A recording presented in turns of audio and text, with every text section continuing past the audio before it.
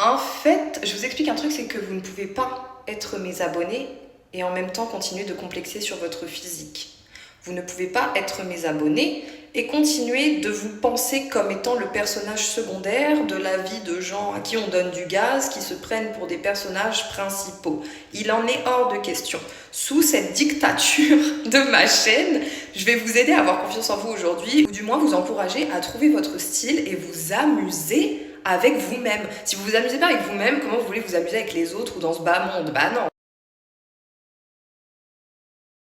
Bon, je vous remets sur l'emplacement habituel, il y a mon chat qui vous dit coucou. Il veut devenir aussi famous sur internet, donc vous pouvez lui donner un peu de gaz. Doucement avec le canapé, mon chéri. Bah oui, il a coûté une blinde, comme ma jupe d'ailleurs que tu es en train d'agripper. Plus sérieusement, je me remets dans le mood, arrête de me perturber, toi, et on y va maintenant. Déjà, moi, je vais pas vous mentir, il y a une perspective qui a changé toute ma vie et comment j'ai considéré mon esprit et mon corps et faire en sorte qu'ils soient alignés les deux ensemble. La première chose étant que votre corps, c'est juste un vaisseau qui est représentatif de votre âme et votre esprit. Parce qu'en soi, si vous êtes juste une âme qui se balade comme ça, il n'y a rien de tangible. On peut pas vous regarder, on peut pas vous toucher, on peut pas vous écouter parce que vous n'avez pas le physique, vous n'êtes pas là physiquement. C'est une enveloppe corporelle qui est là pour représenter quelque chose, représenter en fait une vitrine de votre univers intérieur. Et je pense qu'on devrait arrêter de se sentir mal, de tenter d'explorer tout simplement qui nous sommes sur le plan physique, parce que c'est tout le but de l'expérience humaine.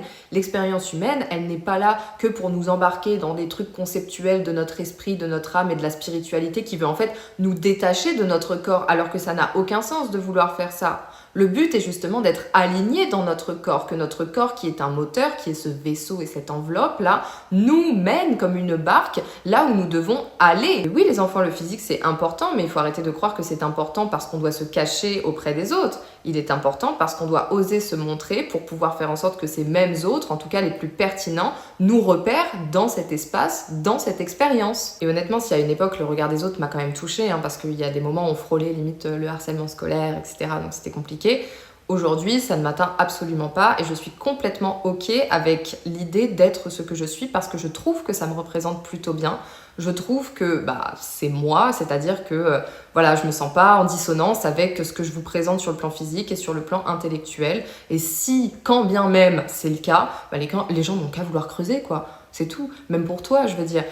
Pourquoi vous devriez vous limiter pour les autres qui eux-mêmes ne tentent pas? Et c'est la raison pour laquelle d'ailleurs ils vous critiquent. Les personnes qui aiment bien rester dans le moule et se fondre dans la masse auront toujours tendance à critiquer un petit peu le mouton noir que vous pourrez être, parce que s'ils voient déjà votre potentiel, qu'il soit intellectuel ou tout simplement dans votre personnalité qui est plutôt solaire ou autre, ils vont se dire que si en plus de ça, symboliquement et physiquement vous le représentez encore mieux, vous allez leur faire de l'ombre à eux. C'est pas non plus que des étrangers, ça peut aussi être la famille, des amis proches, voire même un partenaire. Ce sont des personnes qui en fait vont le faire de manière assez subtile d'ailleurs, en te disant qu'il y a certaines choses qui ne te vont pas, que ah non ça fait vulgaire, ou que je ne sais pas, peu importe, en tout cas des choses qui vont être prônées comme étant pour ton bien, alors qu'en fait c'est juste pour leur bien à eux, parce qu'ils s'assimilent à toi. Alors soit ça va les déranger parce que tu risquerais de trop rayonner par rapport à eux, soit ça les dérangerait parce que eux ils ne s'identifieraient plus à toi. Mais j'ai envie de te dire encore une fois, est-ce que c'est ton problème? Je ne crois pas. Il faut se mettre dans la tête, et toi qui me suis, tu le sais mieux que quiconque, qu'il y a beaucoup de gens qui ont un confort dans le fait de rester dans le moule, d'accord,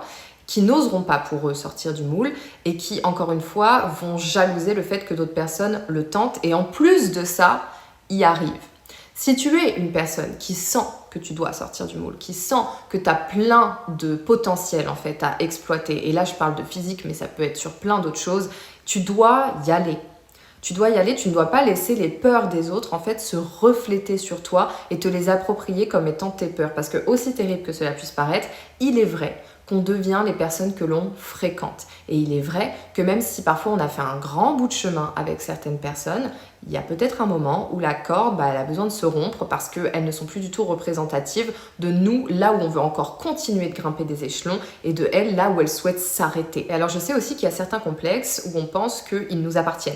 C'est-à-dire que vraiment ils sont qu'à nous, que ça vient de nous, alors qu'en fait ça peut aussi venir de la projection d'autres personnes qui ont pu faire des remarques et à long terme ça nous a profondément atteint. Si depuis que tu es enfant par exemple on te dit que tu as des grandes oreilles, ah t'as des grandes oreilles, ou alors même si ça paraît comme étant un compliment, c'est tes oreilles qu'on remarque le plus, toi qui supportes ta tête 24 heures sur 24, tu vas toujours remarquer tes oreilles.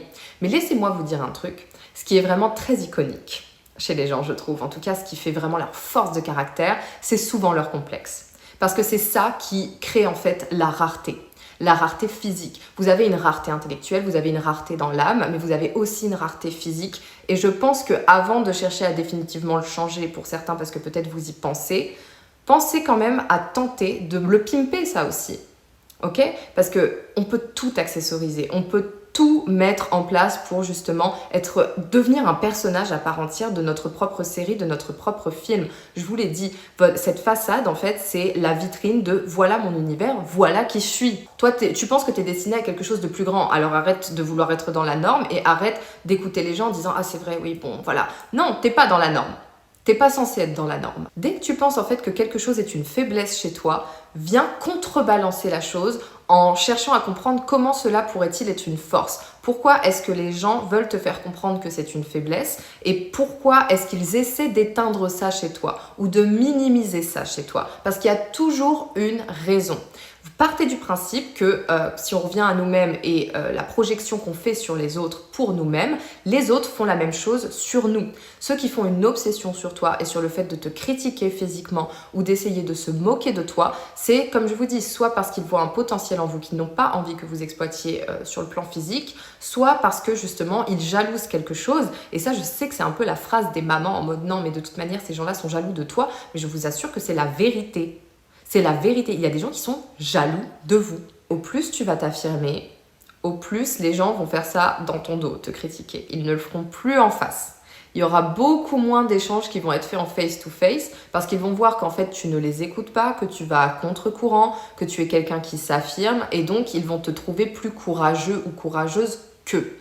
Donc ils vont faire ça par derrière, ils vont peut-être former des petits groupes pour le faire, mais il ne faut vraiment plus écouter ça parce que de toute manière, c'est là que ça se passe, c'est pas là. Ce que tu as devant toi, c'est le chemin que tu dois parcourir pour toi, c'est les gens qui doivent te voir pour ce que tu es, c'est les gens qui doivent pouvoir s'identifier en toi et justement te donner envie davantage de pimper ça. Donc en fait, quand dans la vie, on vous dit que tout peut switcher très vite, on vous dit aussi que les gens peuvent retourner leur veste très vite, d'accord? Qu'il y a des personnes qui peuvent vous détester pendant un moment, elles vont voir que vous allez rayonner demain et qu'en fait vous êtes passé de cringe à quelqu'un qui est dans le succès, elles vont se dire mais en fait c'est trop stylé et limite elles vont vouloir vous copier. Ou il y a des personnes qui vont essayer de piocher ça encore une fois en vous, qui vont se rendre compte qu'elles ne vont pas y arriver et donc elles vont finir par devenir vos plus gros ennemis.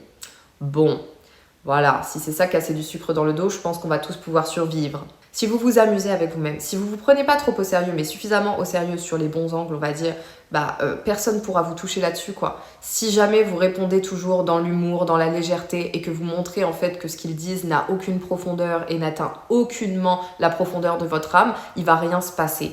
Parce que dans la plupart des cas, il ne se passe rien. Donc effectivement, on ne peut pas atteindre une personne qui s'amuse, mais en plus de ça, vous ajoutez l'autre point qui est accepter ce que vous êtes pour ensuite accepter peut-être ce que vous ne serez jamais, alors là vous avez le combo gagnant, hein. Parce qu'à partir du moment où vous acceptez ce que vous êtes, à partir du moment où vous respectez le fait d'être votre propre cliché, on va dire, qu'est-ce que vous voulez encore une fois qu'on dise? Genre oui, on va dire des choses, d'accord, c'est pas le problème, mais on dit déjà des choses aujourd'hui qui vous atteignent parce que vous ne vous sentez pas vous-même. À partir du moment où vous vous sentez vous-même, vous savez, c'est juste du courage à avoir par rapport à soi-même et à l'amour propre qu'on est prêt à se porter. Ça, c'est quelque chose à comprendre aussi, c'est qu'à mesure où vous allez de plus en plus prendre soin de vous, vous allez vous accorder une valeur qui va augmenter à chaque fois. Pourquoi est-ce que je vous dis ça? C'est-à-dire que là, aujourd'hui, admettons, tu es négligé, tu penses que ton physique n'est pas représentatif de ta personne, etc. Bon, du coup, tu vas te négliger et laisser les autres te négliger parce que justement, tu n'as pas l'impression d'être précieux.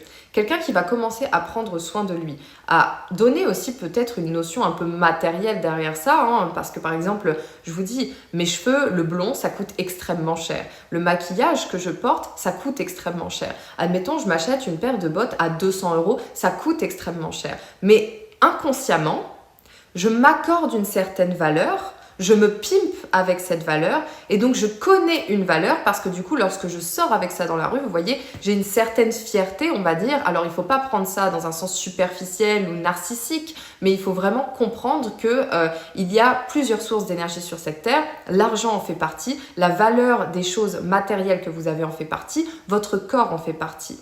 Et lorsque vous montrez à votre corps que vous avez de la douceur envers lui, que vous vous faites des cadeaux à vous-même en fait, littéralement, bah ça vous donne confiance en vous et ça joue énormément sur l'inconscient. Mais en fait, je vous assure qu'à partir du moment où vous mettez ça sur le tapis et peut-être que là, pour certains, ça va vous ouvrir les yeux, et ben encore une fois, le rapport à soi-même, il change parce que vous vous dites, j'investis littéralement dans mon âme, sur ma personne.